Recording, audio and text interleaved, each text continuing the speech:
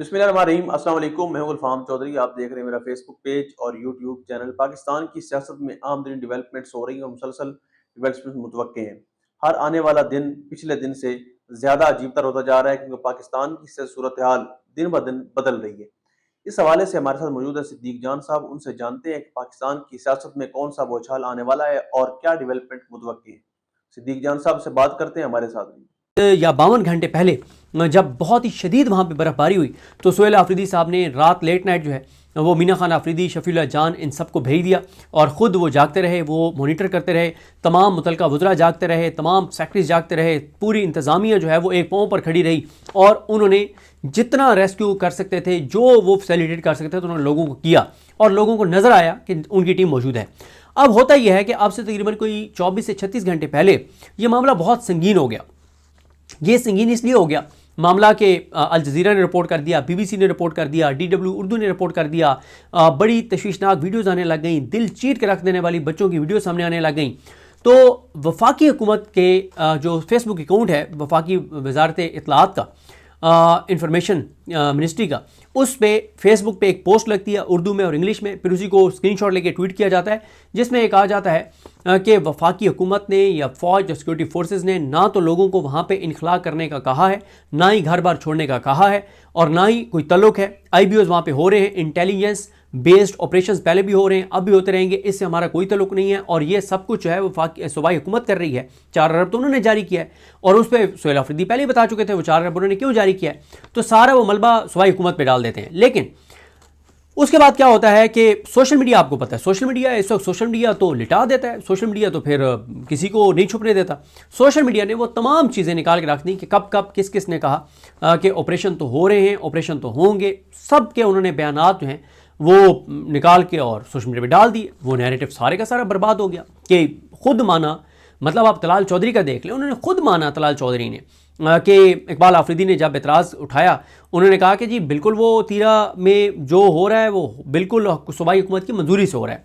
अच्छा, उसके बाद क्या होता है कि ख्वाजा आसिफ का बयान 2-3 दिन पहले का कि ऑपरेशन तो होगा और फिर जो सरकारी मुलाजमीन हैं जिनके बारे में ये तासुर है कि उनको फ़ंड मिलता है, पैसे मिलते हैं ट्वीट्स के और व्लॉग्स के, वो कहते हैं कि किसी का बाप भी ऑपरेशन नहीं रोक सकता और ऐसी की तैसी फेर देंगे और इस तरह की बातें करते हैं। तो यहाँ तक अब आपके सामने सूरत हाल आ गई। अब इसी के तनाजुर में सोहेल आफरीदी आज मेंगोरा में खिताब करते हैं। आज क्योंकि स्ट्रीट मूवमेंट थी, नाकाबिले यकीन मनाजिर सामने आए, वो मैं अगली वीडियो में आपको मनाजिर दिखाऊंगा। सोहेल आफरीदी आप जो तकरीर करते हैं, पूरा बैकग्राउंड आपकी समझ में आ गया है कि फैसला किसका था, लोगों को नकल मकानी करवाई जा रही थी, ज़बरदस्ती करवाई जा रही थी, सोहेल आफरीदी उनको फैसिलिटेट कर रहे थे। सोहेल आफरीदी के जो मुखालफत में लोगों को वहाँ पे कुछ लोग भेजे गए जो लोगों को उकसा रहे थे कि सोहेल आफरीदी ये करवा रहा है, वो लोग नाकाम हो गए। सोहेल आफरीदी के ख़िलाफ़ जो पूरा एक महाज बना था, उस पूरे की पूरी चीज़ को सोहेल आफरीदी ने अपने हक़ में कर लिया और हर तरफ सोहेल आफरीदी हो रहा था। जिस बहादुरी, दलेरी से, जुर्रत से उन्होंने ये सब कुछ किया। आज सोहेल आफरीदी कहते हैं, जैसे वो बेंगोरा में तकरीर करने लगे तो आवाम ने डी चौक के नारे लगाने शुरू कर दिए। उसके बाद सोहेल आफरीदी कहते हैं कि इमरान खान ने मेरा नाम दिया तो एक बंदा इस्लामाबाद से पेशावर आया कि हमें ये नाम हमें मंजूर नहीं है। उन्होंने टांग अड़ाई, लेकिन मैंडेट क्योंकि लोगों ने, KP के लोगों ने इमरान खान को दिया था, तो वज़ीर आला किसका होगा, उन्होंने लोगों से पूछा किसका होगा, लोगों ने कहा इमरान खान। सोहेल आफरीदी ने कहा इमरान खान नहीं, इमरान अहमद खान न्याजी। फिर उन्होंने कहा कि राज भी इमरान अहमद खान न्याजी का चलेगा। उन्होंने, सोहेल आफरीदी ने कहा कि बयानिया बनाया गया कि मैं स्मगलर हूँ, फिर कहा गया कि मैं दहशतगर्दों के साथ मिला हूँ। एक इदारे का DG एक मुंतखब वज़ीर आला की वीडियो चलाता है और बड़े सख्त फिर अल्फाज इस्तेमाल करते हैं। सोहेल आफरीदी के शर्म आनी चाहिए कि एक मुंतखब वज़ीर आला के क्लिप्स चलाए जा रहे हैं। फिर वो कहते हैं कि इस वक्त इनके पास 3 ऑप्शन हैं। पहला यह कि गवर्नर राज लगाएं, दूसरा यह है कि मुझे नायल करके रजीम चेंज यहाँ पे कर दें, और अगर ये दोनों में नाकाम हो जाते हैं तो फिर तीसरा इनके पास ये है कि ये मुझे कत्ल कर दें। खुदा न खास्ता, अल्लाह ताला उन्हें लंबी ज़िंदगी दी सोहेल आफरीदी को। उसके बाद सोहेल आफरीदी कहते हैं कि जब मुझे स्मगलर बनाकर भी इनका नैरेटिव नहीं बिका, मंशात फरोश का नैरेटिव भी नहीं बिका, तो फिर इन्होंने कहा कि चलें हम मिलिट्री ऑपरेशन करते हैं, और जब हम मिलिट्री ऑपरेशन करेंगे तो उससे ये होगा कि इसके ख़िलाफ़ एक नैरेटिव बनेगा सोहेल आफरीदी के। सोहेल आफरीदी कहते हैं कि मैं वो उस तहरीर में तफसीली लिख चुका हूँ। वो कहते हैं कि इस मौसम में वहाँ पर मिलिट्री ऑपरेशन इसलिए भी नहीं हो सकता कि मुमकिन तौर पर जहाँ बताया जा रहा है कि वहाँ टेररिस्ट हैं, उस एरिए में तो इतनी बर्फ़ है कि ऑपरेशन हो ही नहीं सकता। तो वो कहते हैं कि ये सारे का सारी चीज़ मुझे एक नीचे दिखाने के लिए कि अच्छा तुम कहते हो कि ऑपरेशन नहीं होने दूंगा, ये देखो हम कर रहे हैं और तुम्हारे इलाके में कर रहे हैं, तुम्हारे घर के अंदर कर रहे हैं। तो वो कहते हैं इसलिए ये मुझे नीचे दिखाने के लिए और मुझे नुकसान पहुंचाने के लिए सब कुछ किया जा रहा है। लेकिन मैंने जैसे आपको बताया कि क्योंकि वीडियोस बहुत ज़्यादा आ गई, इंटरनेशनल मीडिया रिपोर्ट करने लग गया, तो वफाक की हुकूमत बिल्कुल ही मुकर गई कि हमारा तो इससे कोई तल्लुक ही नहीं है, जो कि बहुत गलत बात है। उसके बाद सोहेल अफरीदी कहते हैं कि हम सोहेल अफरीदी कहते हैं कि एक 24 रुकनी कमेटी बनी जिसमें कोर कमांडर पेशावर भी थे, IGFC भी थे। लोगों को मजबूर किया गया, उनके साथ एक मुआहदा किया गया और लोगों को इसलिए भी लोग निकले वहाँ से कि अगर नहीं निकलते तो वहाँ पे ड्रोन हमले होते हैं और बड़े 24 लोग एक एक ड्रोन हमले में मारे जा रहे हैं। वो कहते हैं कि हम फौज और इदारों के दुश्मन नहीं हैं, लेकिन अगर जर्नैल बंद कमरों के फैसले करेंगे तो हम वो फैसले नहीं मानेंगे। इन बंद कमरों के फैसलों से मैं बागी हूँ, क्या तुम भी बागी हो? लोगों से पूछा, लोगों ने कहा हाँ हम भी बागी हैं। तो फिर सोहेल अफरीदी ने कहा कि हम सब इन फैसलों के बागी हैं। उन्होंने कहा कि मैं चीफ मिनिस्टर बना तो मुझे पैगाम आया कि फ़ौज के जवान शहीद हुए हैं और उनका जनाजा है। वो कहते हैं कि मैं पार्लिमानी पार्टी का इजलास अटेंड कर रहा था, इजलास मैंने वहीं पे छोड़ा, मैं जनाजे के लिए चला गया और मैंने उस जनाजे में शिरकत की। उसके बाद मुझे बताया गया कि FC के जवानों का जनाजा है, उसमें भी मैं शरीक हुआ।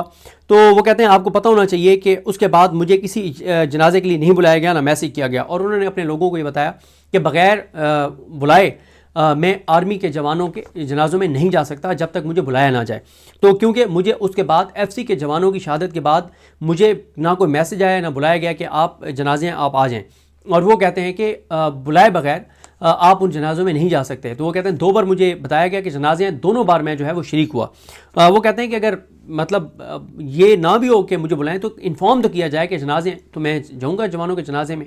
और उन्होंने एक जगह ये भी गुफ्तगू करते हुए कहा कि मैं टांग में जो जवान शहीद हुए उधर मुझे क्लियरेंस नहीं दी जा रही थी, उसके बावजूद मैं वहाँ पर गया और पुलिस के जवानों की जो शहीद थे उनकी फैमिली से मिला, उनके घर वालों से मिला। वो कहते हैं कि ये इसलिए मुझे जनाज़ों में नहीं जाने दिया जा रहा शुहदा के, क्योंकि हमारे ख़िलाफ़ एक माहौल बनाया जा रहा है, एक नैरेटिव बनाया जा रहा है, बयानिया बनाया जा रहा है कि हम फ़ौज के जवानों की शहादतों को ऑन नहीं करते, जो कि बिल्कुल गलत है। तो जब आप मुझे इन्फॉर्म नहीं करेंगे तो मैं कैसे जनाज़ों में जा सकता हूँ? जब आप मुझे मैसेज नहीं देंगे तो मैं कैसे जनाज़ों में जा सकता हूँ? लेकिन ये इसलिए किया जा रहा है ताकि ये बताया जा सके कि हम तो जनाज़ों में जाते नहीं हैं। हालाँकि असल बात वो कहते हैं ये है कि हमें जनाज़ों का बताया नहीं जाता, ना बुलाया जाता है। फिर वो कहते हैं कि आज सुबह इन्होंने एक वज़ाहत जारी की है।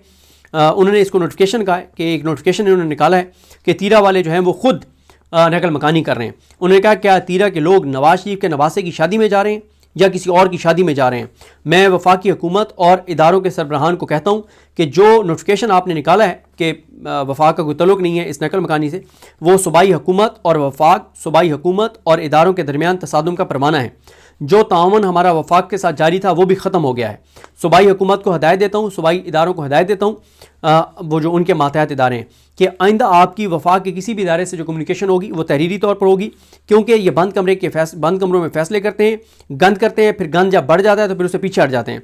और वो कहते हैं कि ये कह रहे हैं कि जो लोग निकल रहे हैं तीरा से वो रज़ाकाराना तौर से निकल रहे हैं। इतवार को मैं अफरीदी कौम का जिरगा बुलाने का ऐलान करता हूँ और फिर वो कहते हैं कि उसके बाद मैं पूरे पख्तून कौम का जिरगा बुलाऊंगा। वो कहते हैं कि अगर 2 दिन का मैं वक्त देता हूँ, 2 दिन का मैं वक्त देता हूँ, अगर वफाक ने इस वजाहत को वापस ना लिया और माफ़ी ना मांगी जिसमें कहा गया कि वफाक का कोई तल्लुक नहीं है, तो फिर मैं ये जिरगे बुलाऊंगा और मैं अपने लोगों को खुद तीरा छोड़ने जाऊँगा। ये सोहेल अफरीदी साहब ने कहा है। इससे ये अंदाज़ा आपको हो जाना चाहिए कि चीज़ें तलखी की तरफ बढ़ रही हैं, बहुत सख्त। जी बिल्कुल, जिस तरह से आपने सुना कि सिद्दीक जान साहब ने पाकिस्तान की सियासी डेवलपमेंट के हवाले से अहम तरीन हक़ाइक़ हमारे सामने रखे और बताया कि इस वक्त कौन सी कंप्रोमाइज्ड क़यादत है जो इमरान खान साहब की पीठ में झूला घूम रही है और पाकिस्तान की दीगर सियासी जमातों का इस वक्त सियासत के अंदर क्या किरदार है। अब तक के लिए इतना ही। अपने मेज़बान को इजाज़त दीजिए। पाकिस्तान जिंदाबाद।